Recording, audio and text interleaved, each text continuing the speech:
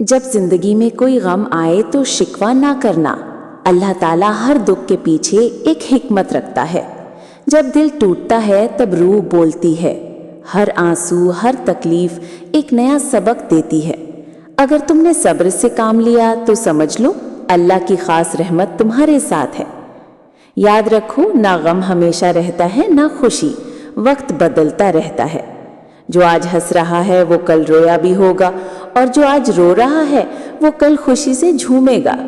इसलिए न दुख में टूटो न गुरूर में बहको, बस सब्र और शुक्र के साथ जीना सीखो।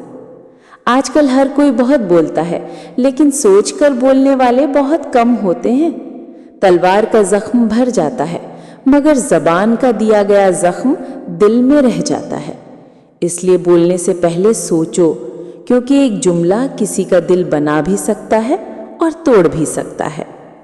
सुकून न दौलत में है न दिखावे में, सुकून 3 चीज़ों में है।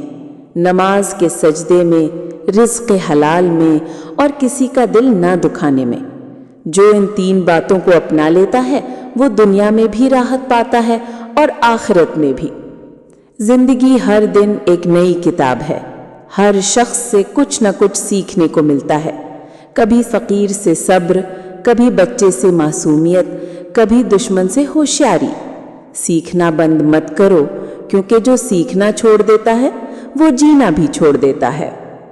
अगर आज की बातें आपके दिल तक पहुंचे तो दुआ में याद रखना। वीडियो को लाइक और चैनल को सब्सक्राइब करना ना भूलें। मैं हूं तुम्हारी दाना दादी। फिर आऊंगी एक नई बात, नई नसीहत के साथ। तब तक मुस्कुराते रहो और अच्छा सोचते रहो।